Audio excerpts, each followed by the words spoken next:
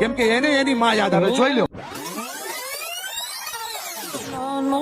તો ત્યારે આંગણુમાં ઈ વારે વારે વાળતી, વાગે ના પગમાં કાંટો કે કાંકરો સંભાળ મારી રાખતી, લાગે ના મુને નજરો કોઈની ઘડીએ ઘડીએ.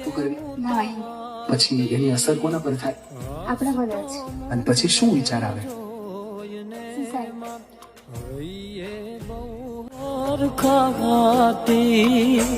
મારી ખુશીઓ માટે માડી પૂજારો જ કરતી, મારી ખુશીઓ માટે માં તું પૂજા